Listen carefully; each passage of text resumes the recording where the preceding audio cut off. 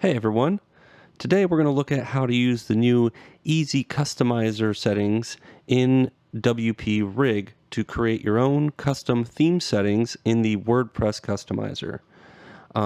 So first things we're going to do is we're just going to go basically run through a normal WP rig setup in the local environment and then quickly dive into the new class that controls the easy customizer settings and show you how it is you can go in there and quickly and easily add your own custom settings with as little code as possible. So the first thing we're going to do is go in here, clone. I already have a local environment set up, and I am using local. So here you can see we have the WP Rig demo. And I'm just going to terminal into my themes directory here. And then I'm going to just type in git clone my copied URL. And then I want to specifically dictate the directory name that's going to be put in here. And so I'm just going to be putting in WP Rig demo. And that is going to be the name of my folder and eventually the name of my theme. So we're going to go ahead and do that. And Git's going to go ahead and do its magic and pull down WP Rig. So now you can see that WP Rig is in here. This means that git clone worked. I'm going to go ahead and cd into my new directory.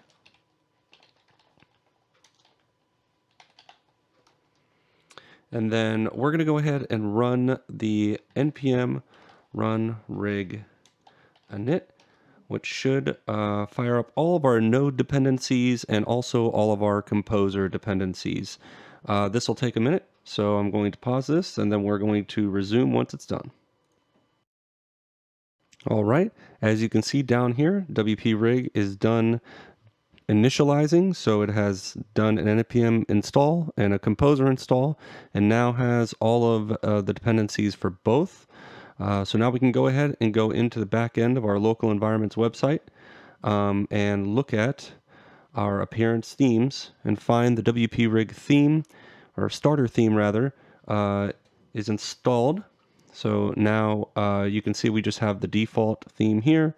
We just go ahead and activate our theme. And now when we go ahead and do a refresh on the home page, we should see our default standard WP Rig theme is up and running.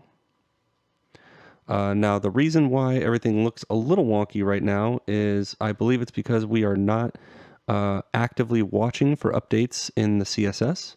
So we're just going to go ahead and jump back into our code editor, PHP Storm in this case, and we're going to run an npm run dev.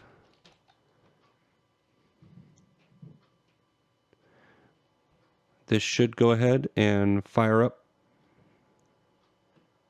gulp and have it watch for changes in all of our code, build all of our latest CSS, and also automatically fire up our browser sync tool on the other screen and see that yes, now the WP Rig looks good, and we're ready to go ahead and dive in. So when we're talking about the customizer, for those that aren't aware, we're talking about when you go to appearance and customize, we should be able to see essentially a preview of what our site looks like on the right, and then we have all of these settings here on the left. Now, since the latest version that comes with the Easy Customizer, you should now see a WP Rig settings area in here by default. This can be changed and obviously added to, and I'll show you where this code is, but essentially what this means is that we're ready to rock and roll. The default field in here is just a Google Analytics ID field.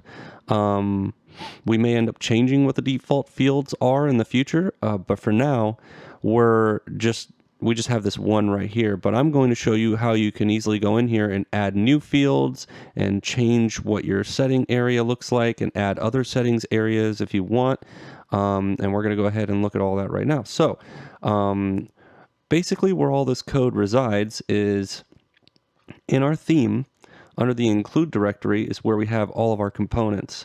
And in here, you'll see the easy customizer component.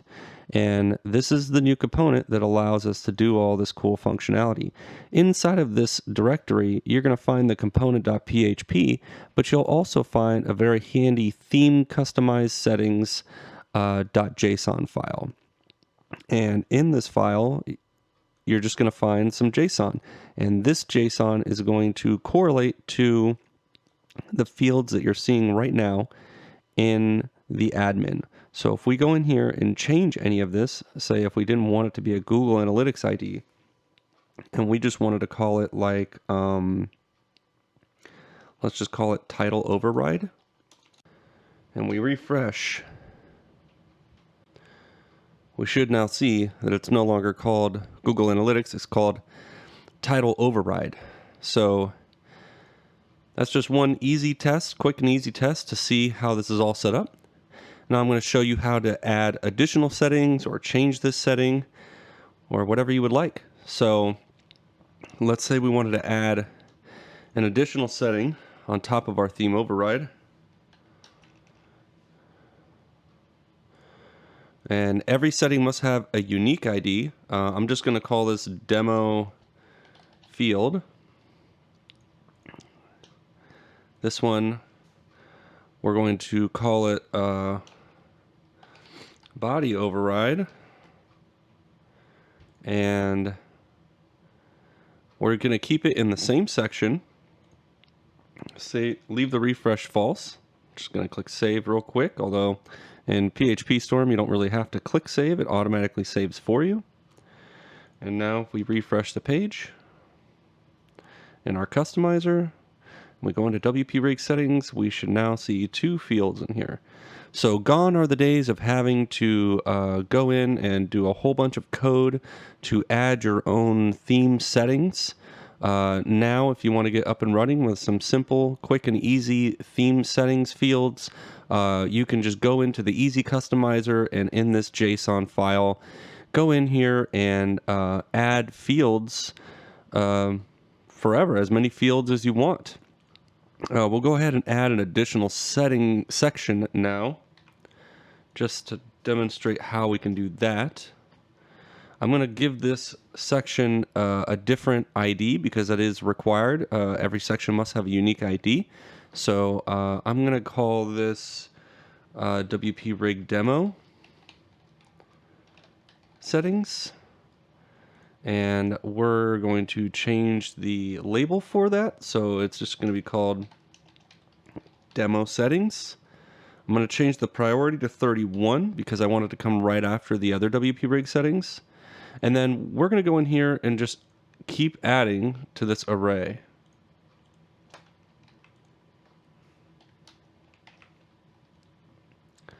I'm going to call this demo field 2. We're just going to call this new setting section. I'm going to keep using the same field type just to demonstrate the different settings sections for now. But I will show you how to do other kinds of fields here momentarily. Let's make sure we change our section area so that we reference the new section by ID. If we want it to go in there, it must be there. And also, sections will not show unless they have settings or fields in them. So let's go ahead and click save and go back over into here. Refresh the page, and now we should see demo settings here. We open demo settings. Here's our new settings section with a new field in here. All right, so now let's go ahead and explore how to add some different field types. We've seen how to do the regular text input. Let's go back into our JSON. And one thing you'll notice here is that there's no key on these objects called type, which is the key that we need to tell it what type of field we want it to be. If the type key is omitted, it assumes that we're trying to do a regular text field. So if you just want to add a text field, the type or the type parameter in the object is not required. But if we want to do anything but a text field, we do need to tell it what type of text, what type of field we want. So I'm just going to go here before refresh. You can put this wherever. It doesn't have to be in this specific place in the object. But we're just going to go ahead and add type here. And then we're going to start with the type of checkbox. It does need to be a string, so make sure you put it in quotes. Just going to go ahead and make this say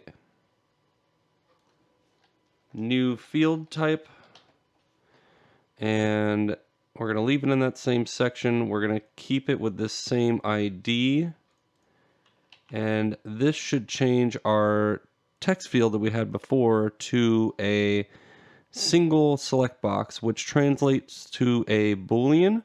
So essentially we're just disabling and enabling features here. So it should translate to a true false with what we get back from the database and the options. So here you can see here's our new field type, and we can just turn it on and off, and that's how that works. All right, so now let's go ahead and look at how we're going to put in a select dropdown so that we can predefine a bunch of values and then have the admin user go in and select from one of those predefined values.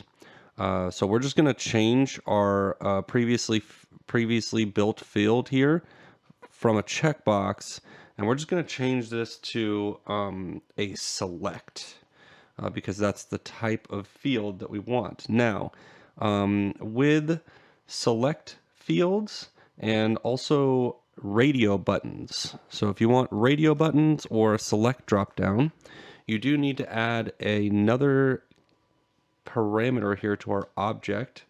That is going to be called choices. And then in here, we need to define an object. And then, so the first part of our object, the key of the object, is actually going to be the value of what gets stored in the database. So here, we're just going to call it value 1. You can't have spaces, only dashes and underscores, or just make it all one word or whatever. But in the second part, you have to have another string, which is what displays in the select dropdown that they click on. That can have spaces. So I'm just going to call it value 1 here. And then we'll add another one. You guessed it, value 2.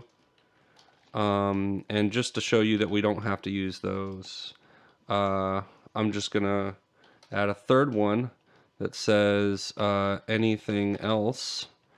And I'm just going to put anything else you can think of. And we're just going to go ahead and save that. Going to demo settings. Here you can see our dropdown, and in the dropdown you can see we can choose between any of these values that we put in. It looks like I used value 3 instead of value 2. Oh well. But yeah, and so we can select any of these that we want and click publish, and it will work and stay. And if we refresh the page, they'll be there. And so this new easy settings component really does a lot of heavy lifting for you, and because otherwise adding this kind of stuff to the customizer requires a lot of manual code. Now, at this point, I'm not going to demonstrate all the different fields we can put in here, but there are a lot. If we go over to the WP-Rig.io website, there is a new area under documentation. This is actually an all new documentations page, by the way, that we just added this year. But if you go down to workflow, you can find something that says creating custom settings for your theme in Customize. And in here is a not too long document that briefly describes how all of this works. Probably the most important parts in terms of reference are going to be down here towards the bottom where we define the array structure. In here, we define some of the stuff that isn't so obvious about how to structure the JSON object to get it to work for you. However, we've tried to follow the WordPress codex standards as much as possible so that the naming conventions can be fairly easy to remember and understand. If you click on the docs for controls link here, this is probably the most important one. A control in the codex essentially refers to a specific field. And it kind of outlines some of the stuff that we just discussed. So the choices key that we need to add for radio or select dropdowns is defined here. And most of these apply directly to how you write the JSON object in WP Rig. The type is the same. Yeah, it's all kind of the same. So if we compare kind of what's going on here, here, let me allow me to change my screen settings a bit here. You'll see that the naming convention for a lot of this stuff is the same. And now the only way that this kind of gets varied is we've kind of distilled a little bit of what's going on here down to something a little simpler. When you write the code for this in WordPress, like the regular way, you'll find that it's kind of we've kind of taken a two-step process and condensed it down to a one-step process. And so you'll find that a lot of the args that you see you need to pass in here for the WP customize setting object here and the WP customize control object they've been distilled kind of down into one. So for convenience, we're making it easier for you to create these by not forcing you to pass in multiple objects. And we're just making some assumptions on the WP Rig side of things. So it's important to point this out because the refresh property here, it does not exist if we look in this in the args here for a control. You'll notice that there's nothing in here called refresh. And essentially what we've done here is we've just kind of abstracted away the transport from the WP customize setting class. And we've essentially just renamed transport to refresh. And so the idea here is that if refresh is true, then it will cause the area on the side over here, this preview area, it will force this to refresh when the setting has been changed. And so if refresh is set to false, then it won't do that. So that's why it's different. So it's important to note that there are just a few kind of little caveats between what's in the WordPress codex and what our thing does. We've tried to make note of those exceptions as much as possible here in this documentation. It should be fairly straightforward.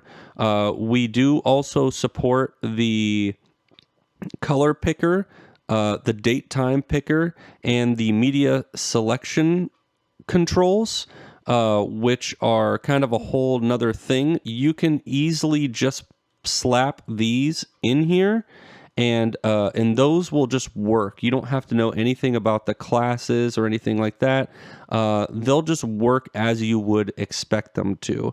Again, another step of us at WP Rig kind of distilling down the architecture of how WP Rig defines controls and fields and stuff like that, and making it a little easier to understand and a little easier to structure and manage in this JSON file, so that you don't have to worry about any of that stuff. We have a bunch of custom code in the customizer component that kind of takes care of all this for you. Now, on that note, for any developers out there, if you have any questions about how our Easy Customizer works, everything is in here and commented, and it should be fairly straightforward to understand what's going on here. Here you can see where we're kind of doing some interesting stuff with the transport field and doing some of that distilling. And here you can see the area in the code where we're going in and making it possible to use those other types of controls, which in WordPress are entire classes. And we're just doing a little switcheroo here to automatically take care of all that for you and just push the args in. And again, just making it easier for you to be able to control this from a JSON file instead of having to write a bunch of PHP and understand all of the little nuances that come with adding custom settings to the WordPress customizer. And I think that's about it for this demo. If you have any questions regarding the customizer, you can go ahead and communicate with us, I guess, at the WP Rig GitHub page. So this year, in 2021, we have recently added a new discussions area in the WP Rig repo. And so, so if you go to github.com/WPRig/WPRig /discussions, in this board, you can go in here and add ideas for WP Rig, get questions and answers, demonstrate or show off any products or projects that you've created from WP Rig, and just have a general conversation area. So if you need any help getting started with WP Rig or understanding the new Easy Customizer class and how to use that, shoot us some messages. We do keep an eye on this, and we do have a whole new team as of last year that is responsible for being in here and fielding people's questions and helping people get up and running with WP Rig. Thanks, everyone.